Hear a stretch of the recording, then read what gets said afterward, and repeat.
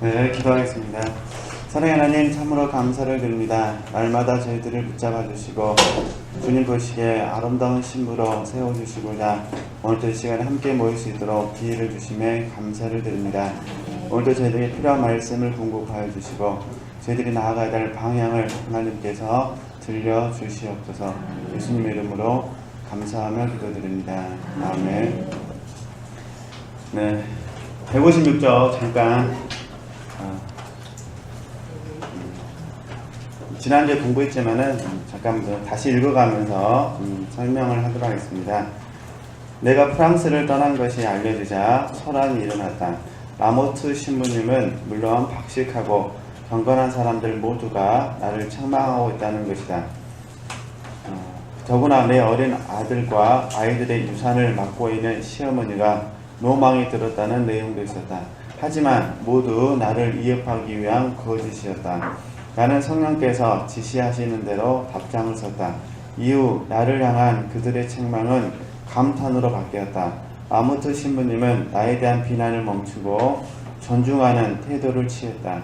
그러나 그 태도는 오래가지 않았다. 이기심이 또다시 그를 부추겼다.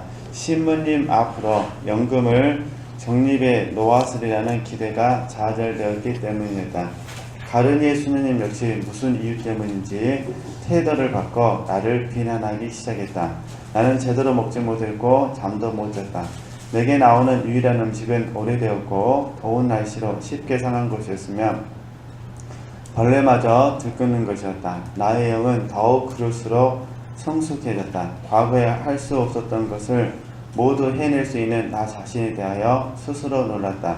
나를 지켜본 사람들은 내게 큰 능력이 있다고 말했다. 네, 이 부분을 좀 잠깐 나누도록 하겠습니다. 우리가 이제 학습, 그 다음에 늘 공부하신 부분이 훈련, 그 다음에 연단에 대해서 이제 공부를 하시잖아요. 학습하고 훈련은 우리가 의지를 들여도 가능한데 연단은 의지를 들여서 될 부분은 아니고요. 우리가 연단은 하나님의 경륜을 믿음으로 수용하는 거거든요. 그잖아요. 내가 원해서 연단할 수는 없지 않겠습니까? 내가 원해서 혹시나 연단하게 되면 그 연단은 잘못되면은 육체의 연습이 될 수가 있습니다. 그래서 어쨌든 연단은 하나님의 경륜에 의해서 하나님께서 시키시는 거거든요. 그래서 특별히 연단 받으실 때는 하나님의 주권에 대해서 늘 저희들이 인정하는 훈련을 해야 됩니다. 그래서 힘들고 어려우실 때마다 마태복음 11장 25절에서 30절 말씀 특별히 연단으로 받으시면 이렇게 해주시면 됩니다. 근데 이제 오늘은 이제 어제 수요예배 시간에도 잠깐 그런 말씀을 드렸는데 바울 사도가 디모데에게 하나님의 은혜 안에서 은혜 속에서 강할 것을 요구합니다. 디모데는 하나님의 은혜 안에서 강한 자가 되어야 됩니다. 왜냐하면 강한 자가 되어야만 예수 그리스도의 권한에 참여할 수가 있습니다. 그러나 연단되어야만도 권한에 참여할 수가 있기 때문에 이렇게 좀 같이 설명하려고 합니다. 장례경의 입장에서는 얼마나 힘들었겠습니까? 처음에는 그래서 A라는 사람이 비난을 했습니다. 그러다가 하나님 은혜로 편지를 썼더니 감동을 받았습니다. 그러고 다시 하더니 다시 비난을 하는 겁니다. 그러잖아요. 그러니까 비난했던 사람이 감동을 받았다가 칭찬했다가 다시 비난을 하게 되고 이 비난하는 과정 속에 거짓말도 있을 것이고 그 다음에 과장된 부분도 있을 것이고 여러 가지 부분이 섞여져 있는 거잖아요. 그 부분 속에 있어서 장래의 영은 점점 얻은 거죠. 육신적으로는 약해졌지만 영적으로 점점 은혜 안에서 강한 자가 되었다. 그런 부분입니다. 그러니까 저나 우리 지체들 입장에서 이걸 우리에게 적용하면 어떤 부분이냐면 하나님의 은혜 안에서 강하다는 건 다른 게 아니라 내 생각과 감정에 대해서 저와 여러분이 할 수만 있다면 처연해지는 단계까지 들어가면 참 좋을 것 같습니다. 사실 이게 너무 굉장히 어렵습니다. 처연해지면은 이제 마태복음 11장 25절에서 30절 말씀이 이제 알아지게 됩니다. 올소이다 이렇게 된 것이 아버지의 뜻입니다. 네. 하나님 지금 장래경을 이렇게 뭐라고 계시는 거예요. 물론 이제 연단받는 과정 가운데 육체는 힘들고 어렵고 그러지만 그러나 잔느경의 생각과 감정 속에서는 이런 비난들이 들어올 자리가 없습니다. 이게 쉽게 말해서 이렇게 이해하시면 돼요. 초연됐다는 것은 뭐냐면은 영향을 받지만 이 부분에 대해서 휘둘림을 당하지는 않는다 그 말입니다. 그러니까 지배당하지는 않는다. 그러니까 영향을 받는 것은 어쩔 수가 없습니다. 그러나 휘둘림을 당하지 않거나 지배를 당하지 않으면 어떻게 되느냐? 생각과 감정을 쳐서 복종시킬 수가 있습니다. 그러니까 다스릴 수가 있다. 그죠? 이게 이런 의미가 하나님의 은혜 안에서 강해야 된다. 이게 주의 고난에 참여하기 위해서는 강한 자가 돼야 참여할 수가 있잖아요. 강하지 않으면은 우리가 참여할 수 없지 않겠습니까? 그래서 저도 이제 잔느경의 글을 읽고 또 바울이 디모데에게 들려준 글들을 쭉 저 나름대로 묵상하면서 현재 지금 하나님께서 제게 요구하시는 부분도 생각과 감정이 어떤 자에 관심을 갖지 말고 생각과 감정을 어떻게 다스릴 수 있을 것이냐, 그리고 은혜 안에서 어떻게 강한 자가 될 수 있을 것이냐. 그죠? 그럼 이제 봐보세요. 잔느경의 입장에서 봤을 때는 이 생각과 감정에 대해서 어떻게 이길 수 있을지, 물론 제가 잔느경은 아니기 때문에 잘은 모르지만은 제 편에서 묵상해 봤더니 실질적으로는 비난, 이제 A라는 사람이 비난하고 감동하고 비난했던 것은 A의 감정입니다. 그러잖아요. 그러니까 은혜 안에서 강한 자가 된다는 것은 내 생각과 감정을 다스릴 수 있는 사람이 된다는 것은 결국 뭐냐면 그의 감정에 대해서 내가 영향을 받지 않는 겁니다. 실질적으로 우리 편에서 바라봤을 때 왜 우리가 은혜 안에서 강한 자가 되지 못하냐면은 그의 비난이 그의 그 감정 안에 내가 들어가가지고 내가 그 사람의 감정을 어떻게 바꿔보려고 하니까 이게 안 되는 겁니다. 그러잖아요. 그러니까 이런 접근이 아니라 제가 요즘 깨달은 게 뭐냐면은 A의 삶은 어쩔 수가 없다는 거죠. 그러니까 변화될 사람은 내가 아니라 누구예요 지금? A가 제죠. 이 문제에서만큼은. 왜냐면 비난하고 감동하고 비난하고 그거는 그 사람이 들린 거지. 그러잖아요. 내가 들린 건 아니잖아요. 그 잔느경 가만히 있었어요. 가만히 있었는데 주변 분들이 지금 이렇게 요동하게 된 거잖아요. 그러니까 이거는 그들의 문제지 내 문제는 아니라는 겁니다. 그러면 이제 잔느경 입장에서는 어떻게 하느냐? 지금 나는 내가 이들에 의해서 영향을 받아가지고 내 생각과 감정 속에 영향을 받았는데 잔느경에 대해서 하는 거 뭐냐면 이 영향을 받을 때 마태복음 11장 25절 30절 말씀처럼 그 사람에게 그 사람과 관계를 맺는 것이 아니라 그 일과 관계를 맺는 것이 아니라 예수 그리스도와 관계를 맺어버리는 겁니다. 그러니까 그 생각 감정이 영향을 받지만은 휘둘림을 당하지는 않습니다. 왜냐하면 주님과 직접 관계를 맺기 때문에. 그러니까 저도 지금 이걸 좀 많이 배우는 과정 속에 있는데 어쨌든 그렇게 하시고 그래야만 우리가 은혜 안에서 강해서 우리가 주님의 권한에 참여할 수 있다. 그죠? 이게 잔느경은 A라는 사람을 미워하지 않습니다. A라는 사람을 사랑해야 됩니다. 그러니까 하나님의 뜻은 A라는 사람을 사랑하는 겁니다. 그렇죠? 이제 A라는 사람은 잔느경을 비난해서 믿음에서 떨어뜨리는 것이 목적이라면은 잔느경은 A라는 사람을 사랑하는 거죠. 그러니까 A라는 사람을 사랑하기 위해서는 은혜 안에서 강해야 되잖아요.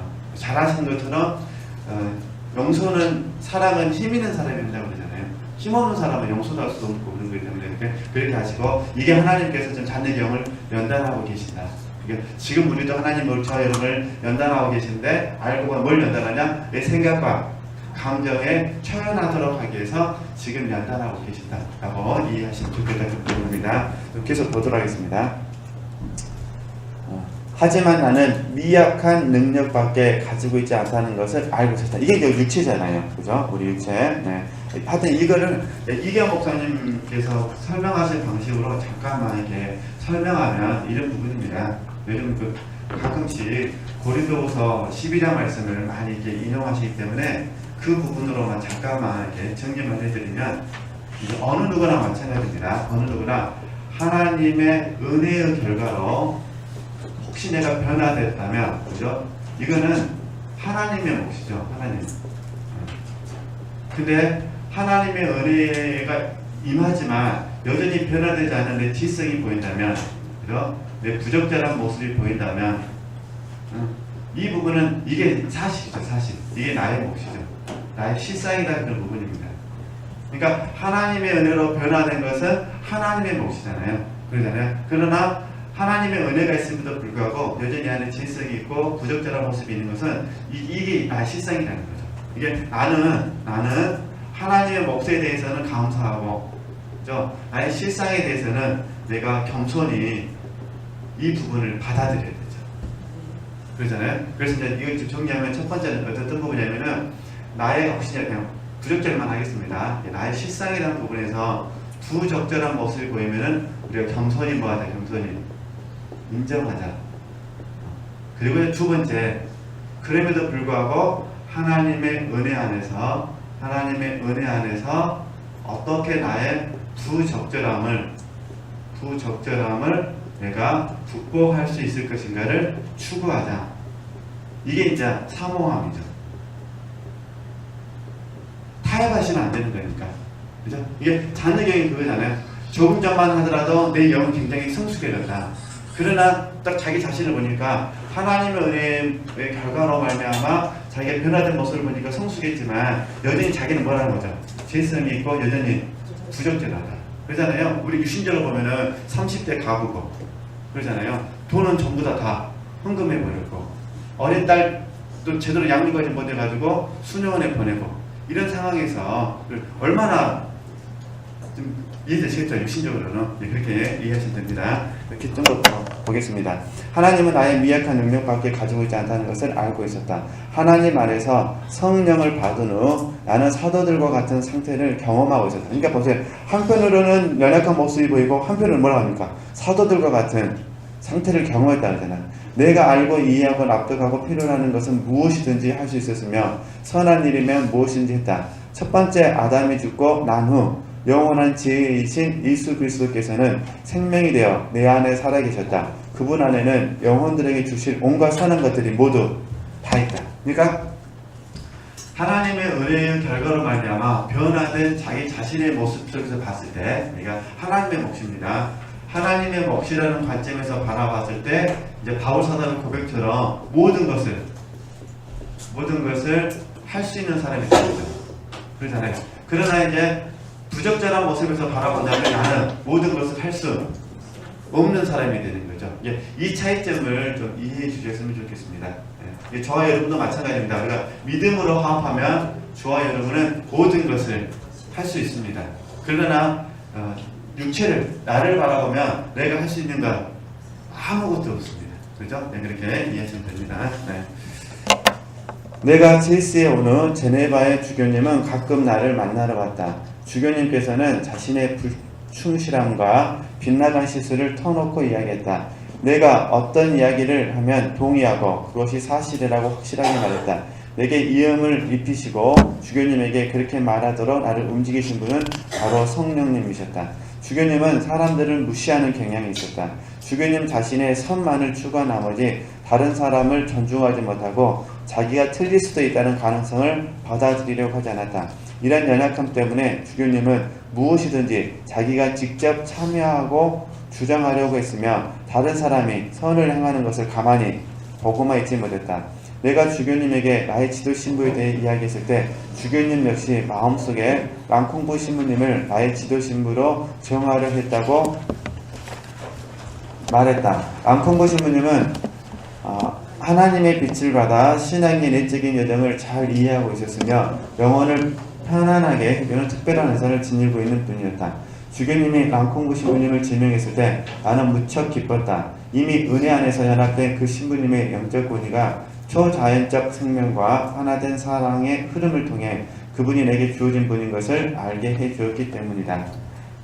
피곤함과 딸을 계속 돌봐야 하는 힘겨움으로 나는 심하게 알았다. 심한 통증을 느꼈고 의사는 내가 위험하다고 진단했지만 수녀님들은 내게 관심을 두지 않았다. 특히 사무장 수녀님은 너무나 인색하여 생명 유지에 필요한 필수품조차 주지 않았다.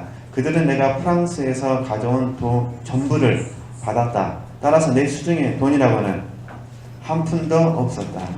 인간적으로 보면 좀 그러잖아요. 그죠? 그들은 랑콩부 신부님에게 만나고 싶다는 편지를 썼다. 물론 내가 많이 아프다는 내용도 포함시켰다. 내 소식을 들은 신부님은 가슴 아파하며 밤을 새워 걸어왔다. 신부님은 어디든 걸어서 다녔고 모든 부분에서 예수 그리스도를 닮으려 노력했다. 신부님을 보자마자 내 고통은 줄어들었다. 신부님이 이마에 손을 얹고 기도하며 축복했을 때 나는 완전히 치유되었고 의사도 크게 놀랐다. 수녀들은 딸에게 가라고 말했다. 나는 앙콩부 신부님과 함께 수녀원에서 나와 딸에게 갔다. 바다 위에서 격렬한 폭풍이 일어 배가 뒤집힐 것 같았고 나는 심하게 멀미를 했다. 그러나 하나님의 손길이 은혜를 베푸셨는데 그 손길이 너무도 크고 뚜렷해서 선원들과 승객들까지 알아볼 정도였다. 사람들은 랑콩부 신부님을 성인이라 생각하고 있었다. 우리는 토농이 도착하자마자 건강이 완전히 회복되었다. 나는 더 이상 약을 먹을 이유가 없었다. 그리고 12일 동안 조용한 곳에서 기도하며 휴양했다. 나는 하나님의 뜻과 교회에 복종하며 주님께서 기뻐하시는 태도로 예수 그리스도께 예배하겠다고 약속했고 영원한 정결과 순종을 서약했다. 네, 어쨌든 우리가 이런 과정을 통해서 또 반복해서 배우지만은 항상 그런 것 같아요. 우리 영, 혼, 몸이 있지만은 영은 계속해서 성장하고 또 혼이라는 부분도 성숙할 수 있지만 몸이라는 부분이 한계성이 있어서 이게 이제 한계성이잖아요. 이 몸의 한계성에 의해서 한 축이 무너지게 되면 이 몸에 건강이 찾아오게 되면은 우리가 어떤 부분에 있어서 이렇게 아무리 영적인 부분이 뛰어나다 하더라도 이게 몸을 통해서 완성되는 거기 때문에 그러나 어쨌든 잔느경 입장에서 봐서는 이런 과정을 통해서 잔느경 점점 더 본인의 고백이니까 성숙해졌다. 그렇게 이해하셨으면 좋겠습니다. 그리고 점점 이거 우리 이제 늘 배우셨듯이 지적하고 자족인데 잔느경은 몸이라는 부분에 있어서 지금 하나님께서 잔느경을 이렇게 최소한만 먹게끔 하시면서 지금 지적과 자족을 배우시고 그 다음에 무엇보다 하나님의 필요 공급에 의해서 하나님의 공급에 의해서 지금 삶을 살도록 이끌어가고 계십니다. 그렇잖아요? 근데 이 하나님의 공급을 우리가 방금 읽었지만은 최소한 어떤 부분에서 자기 자신에게는 필요한 부분이잖아요.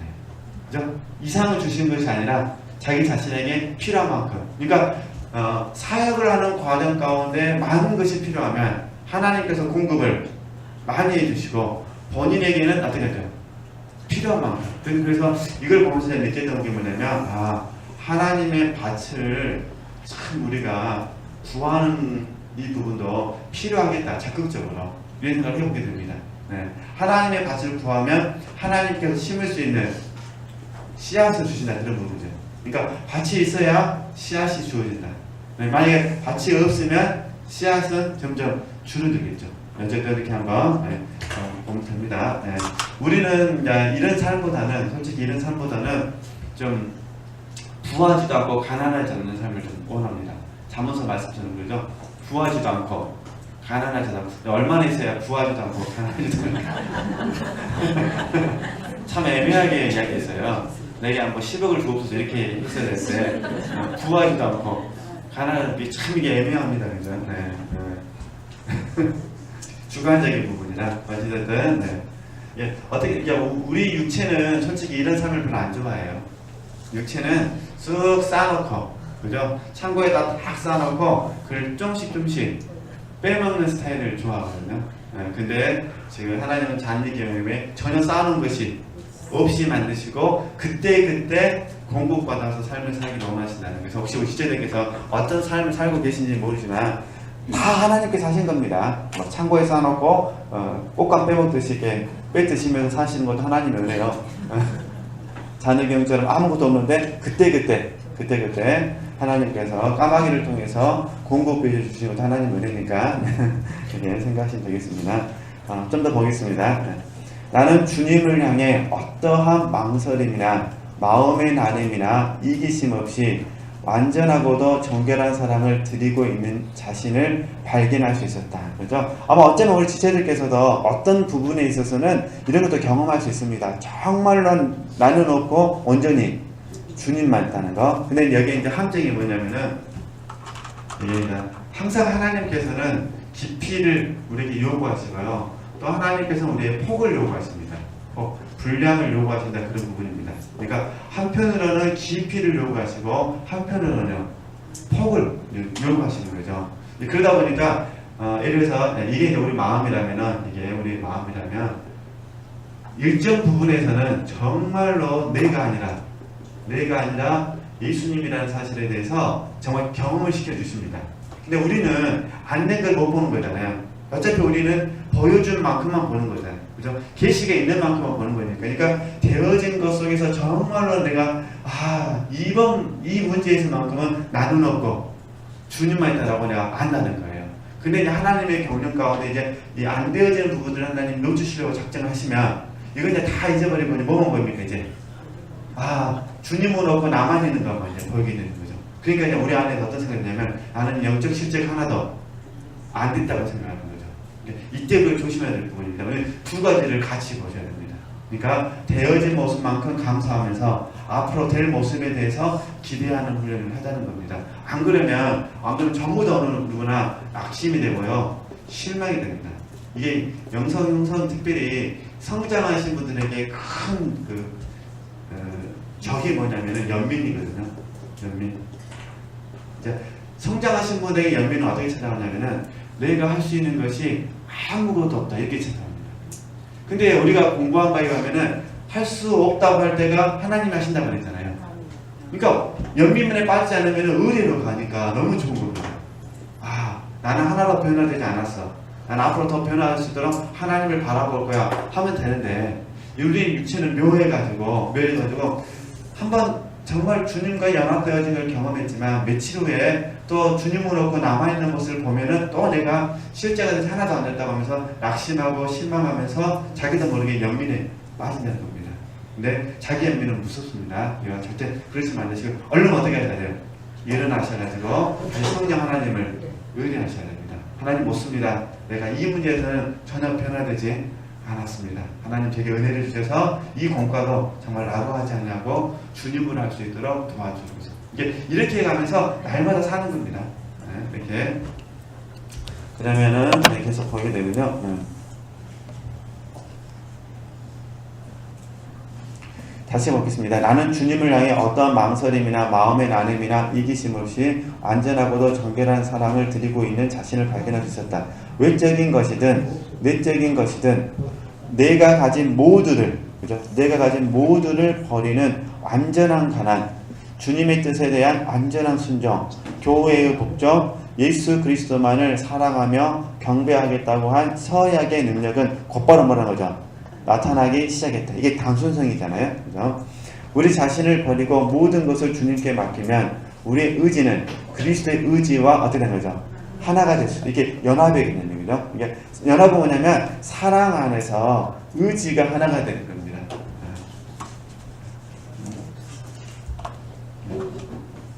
연합. 사랑 안에서 의지가 하나가 된다. 그럼 어떻게 되냐면은 하나님의 생각이 내 생각이 되는 겁니다. 내 생각. 자, 그러면 이제 우리 하나님을 묵상할 때 말씀으로 묵상하잖아요. 그럼 어떻게 되냐면은 하나님의 말씀이 내 생각과 내 마음과 내 의지를 완전히 지배해버립니다. 그죠? 그리고 나서 이걸 순종하는 게 십자가를 지는 사람입니다. 순종하는 게 십자가를 지는. 그러니까 십자가를 지기 전에 뭐가 있어야 되냐면 말씀이 내 생각과 마음과 의지를 지배하는 게 먼저 있어야 됩니다. 그죠? 이런 부분을 묵상하시면은 이제 점점 날마다 우리가 하나님 앞에 있는 시간을 어떤 목적 속에서 삶을 살아야 될 것인지. 이 결국은 기도는 뭐냐면요. 이렇게 생각하면 기도는요. 하나님의 생각을 내 생각으로 받아들이는 거예요. 하나님의 뜻을 내 생각으로 받아들이는 거죠. 그러니까 우리가 이제 A라는 사람하고 문제가 있어서 기도실에 갔다. 아니면 말씀을 묵상했다 해도 마찬가지입니다. 기도하는 순간에 하나님께서 A라는 사람을 향하신 경륜을 우리 마음속에 집어넣어버리는 겁니다. 우리 마음속에. 쉽게 표현하기 이런 부분입니다. 나는 A를 사랑한다. 너도 A를 사랑할래? 이렇게 물어보신다는 겁니다. 근데 우리가 기도실에 갔다는 것은 이미 내 마음속에서 A를 못 받겠다. 이런 마음으로 간 거잖아요. 받으면은 기도실 안 가죠. 바로 순종하면 되죠. 그러잖아요. 못 받으니까 너무너무 괴로우니까 어떻게 하는 거죠? 네, 혹시 은색 제너시스 4477 혹시 있으신가요? 은색 제네시스 4477 없으신가요? 네, 이렇게 된다 이런 부분입니다. 이게 쉬운 문제가 아닙니다. 그러잖아요. 그러니까 그래서 우리가 뭐 기도실에 가시든 묵상을 하시든 말씀을 들으신 간에 실질적으로 우리가 말씀을 찌르고 쪼개고 감찰되는 부분이냐면은 우리가 하나님의 경륜을 못 받아들이게 그럽니다. 그러니까 이런 삶을 사는 분이 살게 되면은 십자가를 지는 사람은 굉장히 쉬워집니다. 근데 우리는 하나님의 경륜보다는 어떤 생각을 먼저 드냐면 내 생각이 먼저, 내 생각 하나님의 생각에 고합니다. 하나님, 내 생각은 이런데 내가 어떻게 A라는 사람을 사랑할 수가 있겠습니까? 내 지금 감정이 그런데 내가 어떻게 A라는 사람을 받을 수가 있겠습니까? 내 의지가 이런데 내가 어떻게 A라는 사람을 할 수가 있겠습니까? 하나님이 바꿔주시옵소서. 이렇게 되는 겁니다. 그러면 안 된다 그런 부분입니다. 그러니까 그래서 저는 개인적으로 우리가 말씀을 묵상하시든 기도 생활을 하시든 어떤 형태가 됐든 간에 결국은 우리가 마지막은 어떻게 되냐면 하나님의 뜻이 내 안에서 내 뜻이 되어지고 자연스럽게 하늘에서 뜻이 이루어진 것처럼 이 땅에서도 하나님의 뜻이 이루어지기를 원합니다 하고 맞춰야 되는데 그게 연합의 기도입니다.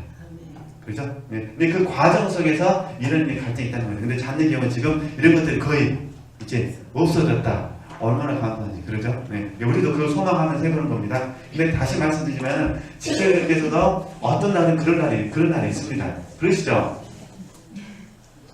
한 번도 없으신 건 아니시잖아요. 어떤 날은 그런 날이 있으시잖아요. 그렇게 미웠던 사람이 얼마나 사랑스러워집니까? 네. 그런데 또 한 2시간 지나고 나면 그 사랑스러운 마음이 다 없어져가지고 다시 미워져서 문제지. 네.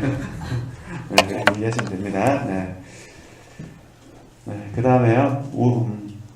그래서 요한복음 17장 21절 말씀을 인용하시잖아요. 아버지께서 내 안에, 내가 아버지 안에 있는 것 같이 저희도 다 하나가 되어 우리 안에 있게 하세요. 연합의 의미입니다.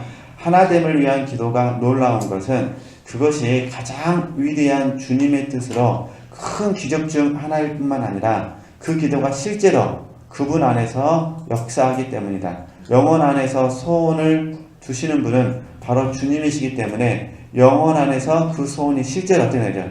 능력을 일으키는 것이다. 이게 우리가 아는 그 기도의 순서입니다. 하나님께서 뜻을 정하시고, 그죠? 그 뜻을 사람의 마음속에 소원을 넣어두시고, 우리 그 소원을 따라서 기도하면서 동의하고, 동역하고, 하나님께서 이루시고, 이 기도의 원칙이 묵상 시간이 됐든, 아니면 기도하는 시간이 됐든, 어떤 시간 간에 항상 이렇게만 연결되면 굉장히 좋다 그런 부분입니다. 그러니까 소극적인 부분은 어떤 부분이냐면 계시가 왔을 때, 그죠? 능동적인 부분은 의지를 둬서 내가 묵상할 때 이렇게 되는 거죠. 그래서 우리가 이제 영성 수업을 할 때는 묵상보다는 관상을 좋아하는데 묵상은 적극적인 방법이요, 관상은 수동적인 방법이거든요. 계시가 와야만 되는 거니까 계시가 오지 않으면 관상은 안 되거든요. 어찌됐든 그러니까 우리가 계시가 오면 이렇게 기도하는 겁니다. 하나님께서 저 뜻을 정하시고 그 뜻을 저 여러분 마음속에 어떻게 한다고요? 소원을 넣으시고, 그죠? 소원을 가지고 동의하고 동역하면 하나님이 반드시 뭐 하신다? 이루신다. 이 원칙 속에서 훈련을 해보시는 겁니다. 그래서 잘 되어 있으셔도 감사하고 안 된다 하더라도 너무 힘들어하지 않으셨으면 좋겠습니다. 왜냐하면 반드시 하나님 우리를 이렇게 이끌어 가시니까. 그러니까 때로는 이 소원 대신 하나님께서 어떻게 하시냐면 부담으로 넣어주십니다. 부담으로. 눌림. 때로는 그러니까 지체들께서 소원이 있을 때, 감동이 있으실 때는 이렇게 기도하시고요. 눌림이나 부담이 찾아왔을 때는요, 또 동일한 방법으로 훈련하셔야 됩니다. 미운 사람이 있더라도요, 눌림 부담으로 옵니다. 그러잖아요. 그 하나님께서 이제 다시 쉽게 A론하면 내 마음속에 A라는 사람이 밉다 그러면요, 하나님께서 그 사람을 내게 붙이신 게 아니라면은 그냥 미움이 오래 안 갑니다. 그냥 잊어옵니다. 그래, 우리 지체들께서 뭐 이마트 직원하고 와서 싸우셨다고 해서 평생 이마트 직원 생각하시는 게 아니잖아요. 그냥 뭐 하는 거면 그냥 잊어버리는 겁니다. 그러나 하나님께서 붙이신 사람이면 솔직히 미운 사람이 있으니까 소원은 안 되죠. 미운 사람이 소원이 돼. 아니, 이해되죠? 근데 미운 사람이 있으면 소원 안 된다 뭐가 되는 거죠? 부담이 되는 거죠. 아니면 부담이 좀 더 강해지면 눌리는 거죠. 내 가슴을 계속해서 막 눌리는 거예요. 미워하자니 양심이 찔리고 사랑하자니 안 하고 싶고 그러니까 부담이 되고 눌림이 된다는 거죠. 이럴 때 지체들께서 이제 방치해 버리시면 어떠냐면 땅에서 매여버립니다. 인간관계에서 땅에서 매이면 하늘에서도 매입니다. 그러니까 방법은 눌림 부담이 있으면은 기도실에 가셔갖고 그냥 에라 모르다 하나님 사랑하겠습니다. 이렇게 기도하시는 게 제일 좋아요. 안 하겠습니다 해봐야 다 사랑하게 돼 있습니다. 하나님은 들들 볶아버리니까 이게 볶음 당하셔서 사랑한다고 하기보다는 적극적으로 어차피 사랑하기 정해져 있는데 사랑하겠습니다라고 기도하면서 그러면서 하나님 도와주옵소서. 어떻게 사랑해야 되겠습니까? 나를 넓혀주옵소서. 그러면 이게 연단으로 가서 넓힘으로 가죠. 그러잖아요. 또 그를 사랑하려면 내가 바뀌어야 돼요. 지금의 내 모습으로는 사랑 못합니다. 그냥 또 어둠 속에 빠지니까. 그러니까 그냥 하나님 맞습니다. 그렇게 가면서 기도 시간에 내 존재가 바뀌어버립니다. 할 수 없는 나지만은 믿음도 생기기도 하고 또 좁음이 넓힘으로 바뀌기도 하고 내가 정말 때로는 내가 이기적이구나 이런 모습도 발견할 수도 있고요. 어떤 부분 내가 너무 자기 오름에 빠져 있구나 이렇게도 이제 알아지게 됩니다. 너무나 또 자기 중심적이다 이렇게 알아지기도 하고 이런 것들이 기도 시간에 내려놔지고 옛 사람을 벗어버리잖아요. 벗고 새 사람을 입는 거죠. 그러면 이제 딱 기도실 나올 때는 사랑하려는 마음으로 나오는 거죠. 그리고 이 마음을 가지고 통로로서 사는 거죠. 주님이 나를 통하여 그를 마음껏 사랑하시옵소서. 내가 그를 사랑하는 것이 아니라 주님이 나를 통하여 사랑하는 거죠. 단지 이제 적용할 때 조심해야 될 부분은 뭐냐면은 절대로 감정은 좋아하는 마음은 생기지 않는다는 겁니다. 그래 너무 놀라운 거는 사랑을 딱 실천하고 나잖아요. 그러면 내 안에 계신 주님께서 실천하고 나면요 내 안에 계신 주님께서 참 잘했다고 말씀해 주신 것이 아니라 그런 의미로 기쁨을 넣어주십니다. 그 기쁨 때문에 뭐 하는 거죠? 깨닫는 거예요. 이렇게 주님이 나를 통하여 하신다는 것이 그거구나. 그러나 솔직히 감정은 잘 안 됩니다. 감정은 싫은 거고 미운 거고 못마땅한 거 못마땅하고 특히 우리 한국 분들은 왜 나만 해야 돼? 이런 게 좀 강하잖아요. 그래서 지금 우리 조금 전에 자는 경찰 이거 지금 생각해보세요. 헌금을 다 했더니 그것만 싹 빼먹고 아파 누워있는데 생필품도 안 주고 여러분 같으면 어떻게 해야 되겠습니까? 원장님 찾아가고 다 돌려달라. 근데 자녀경 돌려달라고 말하지 않고 올소이다 이런 말 없었지만은 그 의미가 하나님의 경륜으로 봤잖아요. 아무나 하는 거 아닌 것 같습니다. 우리 지체도 그랬잖아요. 어느 분한테 하나를 선물해 줬는데 그분이 그걸 안 써요. 그럼 어떤 마음 드세요? 다시 내가 갖고 와버리고 싶잖아요. 안 쓰니까 나라도 쓰려고. 그게 사람 마음이기 때문에요. 이렇게 이해하시고 보겠습니다. 자, 그리고 이 부분에 대해서 이제 더 이렇게 또 설명합니다. 어떤 사람들은 이렇게 말한다. 그렇다면 왜 그토록 많은 억압을 참아야 합니까? 그런 능력을 갖고 있다면 왜 억압으로부터 벗어나지 않습니까? 우리는 이렇게 대답할 수 있다. 능력을 그렇게 사용하여 자기를 자유롭게 하는 것은 하나님의 섭리에 반대되는 육체의 의지일 뿐 하나님의 의지는 아니라는 겁니다. 그러니까 뭘 말씀드리고 싶냐면은 바울 사도가 그런 얘기를 하세요. 자기는 이제 심오한 얘기인데 자기는 진리에 거스려 살 수 없다 이렇게 말합니다. 그러니까 저와 여러분도 마찬가지입니다.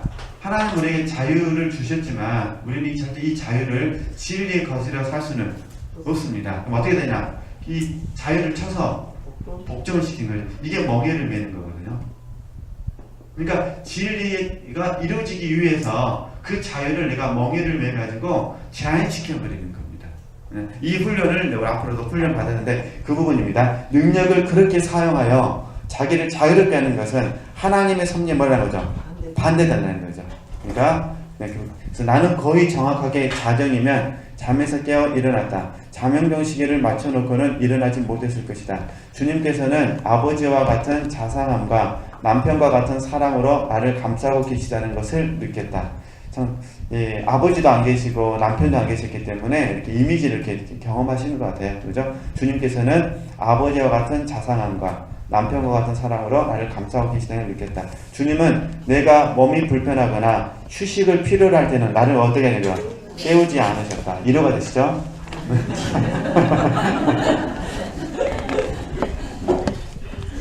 너무 아프시면 막 나오려고 하지 마시고요. 나는 잠든 상태에서조차 그분께 사로잡혀 있는 것을 느낄 수 있었다. 몇 년 동안 잠을 깊이 자지 못하고 숙면을 취하지 못했지만 내 영혼은 언제나 주님을 향해 더욱 깨어 있었다. 그게 어쩔 수 없는 게 있는 것은 이게 영혼이 왕성하게 활동을 하게 되면은 몸이 소진을 합니다. 쉽게 말해서 몸이 건강하지 못하면은 잘 아시는 것처럼 깊은 잠을 못 자는 거죠. 그런 원리라고 생각하시면 됩니다. 네. 왜 영성한 사람들은 이렇게 잠을 못 잘까? 그게 그러면 안 되고, 이게 영이 굉장히 영교 양심 시간을 통해서 활발하게 역사하게 되면은 이게 깨어나 버립니다. 근데 몸은 점점 지쳐간다. 그러니까 이제, 근데 영이 흥분이 되어가지고 혼이 전달이 되면은 혼이 감동을 받아가지고 잠을 자려고 잘 수가 없습니다. 그래서 하실 수만 있으면은 11시, 12시 때는 묵상 안 하시고 그냥 주무시는 게 제일 좋습니다. 그때 만약에 지체들이 내가 묵상하리라 해가지고 은혜가 안 오고 잠만 오면 참 좋은데 그때 이제 은혜가 임해버리면 3시, 4시 때까지 잠을 못 잡니다. 네. 그러면 아시잖아요. 그 다음날 리듬이 깨지게 되니까. 그래서 혹시 몸이 불편하실 때는 그래서 목회자들이 영적인 설교를 하신 분들이 이런 부분 때문에 밸런스가 깨져버렸죠. 은혜가 왔을 때. 왜 하나님 그렇게 하시는지는 저희들도 모르죠. 네, 그렇게 이해하시면 됩니다. 그 다음에요. 주님께서는 내가 주님과 연합된 사실을 여러 사람에게 알리셔서 나를 많은 사람들의 어머니가 되도록 하셨다. 이게 중요합니다. 주님께서 알리신 것이지 내가 알린 게 아닙니다. 네. 사람들은 그분의 선하심을 통해 부모의 사랑을 받는 어린이들처럼 내게서 부모와 같은 사랑을 받았고 깊고 강한 사랑으로 나와 하나가 되었다. 주님께서는 그들이 필요로 하는 모든 것을 내게 주셨고 그분께서 인도하시려는 길로 그들을 인도하셨다. 그죠? 그러면 이런 의미에서 우리가 잠깐 정리를 하면은 저와 여러분이 다른 사람의 영적인 부분에 있어서 생명을 공급해 주기 위해서는 저는 중요한 원칙이 있습니다. 어떤 부분이냐면 잔느경의 입장에서 봤을 때 잔느경의 입장에서 봤을 때 잔느 기형이 두 파로 나눠졌습니다. 너무 싫어하는 사람들, 한 부류는 싫어하는 사람이고 한 부류는 좋아하는 사람들입니다. 그러면 좋아하는 사람의 특징은 뭐냐면 그들은 영적인 여정을, 영적 성장을 사모했습니다. 그러니까 싫어하는 사람은 영적 성장에 대해서 오해한 사람들입니다. 그렇죠? 아니면 스스로가 생각했을 때 영적 성장이 되었다고 생각하는 사람들이겠죠. 그러니까 이제 우리도 마찬가지입니다. 저와 여러분도 영적 성장에 대해서 오해하신 분들은 당연히 우리를 좋아하지 않습니다. 인정을 해버려야 됩니다. 그 대신 역시 영적 성장을 사모하는 사람의 입장에서 봤을 때는 저와 여러분에게 와가지고 도움을 받을 수 있는데 앞으로 저희들이 이 영적 성장을 사모하는 사람들에게 도와주기 위해서 우리도 잔느경처럼 같이 해야 될 덕목이 있습니다. 그죠? 그게 첫 번째가 이미 공부했으니까 연합입니다. 연합. 그죠? 쉽게 말해서 영감을 가져야 된다 그런 부분입니다. 그래야 영적 성장을 사모하는 사람들에게 길을 제시해 줄 수가 있잖아요. 그들의 필요. 지금 이 본문에서의 그들의 필요는 뭐냐면 영적인 욕구잖아요. 영적 욕구, 그 영적인 필요를 채워줘야 되고 영적 성장의 길에 대해서 제시를 해줘야 되잖아요. 그리고 이제 또 구체적으로 설명하면 위로가 필요한 사람에게는 위로를 해줘야 되고 하나님의 뜻을 묻는 사람에게는 뜻을 가르쳐줘야 되고 그러잖아요. 이러듯이. 그러니까 우리도 마찬가지로 먼저 우리가 힘써야 될 부분은 연합입니다. 연합. 그죠? 두 번째는 어떤 부분을 힘써야 되냐면은 내가 그 길에 대해서 설명할 수 있는 영적 지식과 세 번째가 영적 체험입니다. 영적 지식과 영적인 체험이 있어야 그들 필요를 줄 수가 있잖아요. 이제 우리 계속해서 이거 봤어요. 하나님께서 자녀에게 어떻게 연합을 이끄셨는지, 그에게 어떤 영적인 지식을 주셨는지, 그 다음에 어떻게 영적 체험을 주셨는지, 그건 이제 사람을 붙이신 거죠. 그죠? 붙이셔가지고 그들에게 영적 여정의 길을, 이 생명의 길을, 영적 성장의 길을 들려주고 있다, 그런 부분입니다. 그러니까 우리도 앞으로 하나님께서 우리 지체들을 잡는 경우만큼은 아니더라도, 잡는 경우만큼 하면 큰일 납니다. 우리 다 감옥 가야 되니까. 그러니까 그만큼 아니더라도 영혼을 섬기도록 하려면 어떻게 되겠습니까? 우리도 지금부터 영적 선택. 일단은 연합에 관심을 가지시고, 그 다음에 영적 지식과 체험에 대해서 소중히 여기셨으면 좋겠습니다. 막 이렇게 나팔불라 그런 의미가 아니라 이걸 골방에 차곡차곡 쌓아두는 겁니다. 그러면 하나님께서 필요할 때, 네 번째가 믿음이죠. 나는 못해요 이러시면 안 됩니다. 나는 못해요 하면 이러시면 안 되시고 하나님이 하시면 나는 할 수 있다, 이렇게 받으셔야 됩니다. 나 같은 사람이 이렇게 적용하시면 안 됩니다. 하나님이 나를 통하여 하기를 원하시면, 그러니까 누구를 붙이실지 모르셔요. 교회에서 붙이실 수도 있고요, 교회 밖에서 붙이실 수도 있고요, 동료들을 붙일 수도 있고요, 생각하지도 못했는데 동창이 갑자기 영적 성장을 사모해서 내게 올 수도 있고요. 그러잖아요. 이런 그 길은 목사님들만 하는 게 아니거든요. 이제 제가 이제 다음에 이제 제 전공은 아니라 그러지만은 우리 이제 현재 그 3기 대학원생들에게 다음 학기에 숙제를 내드리려고 하는데, 중세죠. 중세에 유명하신 분이 있는데, 그분은 평신도 교육에, 평신도 사역제를 만드는데 전념을 썼거든요. 이제 대학교 총장님인데, 그 총장에서 그 목회자들도 양육하지만은 시간이 있을 때마다 평신도 교육에 힘을 씁니다. 왜냐면 평신도를 누가 섬겨야 되니까요. 평신도가 섬겨야 되니까. 그러잖아요.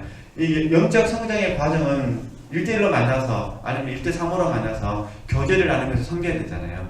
목사님 혼자 다 하실 수가 없으니까. 그죠? 그러니까 그런 부분에서다면 우리 지체들께서도 저희 열린교회의 또 하나의 목표가 평신도 사역자를 통해서 교회가 건강하게 유지되기를 원하는 것이 이게 목사님의 목회 방침이기 때문에, 그러려면 지체들 열심히 훈련하셔서 어떻게 되겠어요? 믿음이 있으셔야 될 그런 부분입니다. 난 절대 못해요 이러시면 안 됩니다. 하나님이 하게 하시면 하는 겁니다. 그렇게 받으셨으면 좋겠습니다. 그러니까 그걸 생각하시고 이 네 가지 관점에서 우리가 열심히 훈련해 주셨으면 좋겠다, 그런 부분입니다. 네. 그래서 근데 그걸 이해하시고 다시 한번 보겠습니다. 위에서 네 번째 줄부터 주님께서는 내가 주님과 연합된 사실, 연합이죠. 연합된 사실을 여러 사람에게 알리셔서 나를 많은 사람들의 어머니가 되도록 하셨다. 사람들은 그분의 선하심을 통해 부모의 사랑을 받는 어린이들처럼 내게서 부모와 같은 사랑을 받았고, 그죠? 통로가 되어서 그들의 필요한 것들을 공급했다, 그런 부분입니다. 깊고 강한 사랑으로 나와 하나가 되었다. 그죠? 주님께서는 그들이 필요로 하는 모든 것을 내게 주셨고, 그죠? 그분께서 인도하시려는 길로 그들을 인도하셨다. 누굴 통해서요? 자녀 유형을 통해서. 이게 결국은 믿음의 문제다, 그런 부분입니다. 믿음이란 말은 없습니다. 그래서 이제 그 다음 테마가 뭐냐면은 영혼을 섬기라고 내게 뭘 주셨다는 거죠? 법을 주셨다. 이 부분은 그냥 다음 주에 이렇게 하도록 하겠습니다. 이렇게 하시고요. 점점 영혼을 섬기는 과정으로 들어가고 있으니까 우리도 소망 가운데 이렇게 열심히 준비하셨으면 좋겠습니다. 하나님께 영광 드리겠습니다.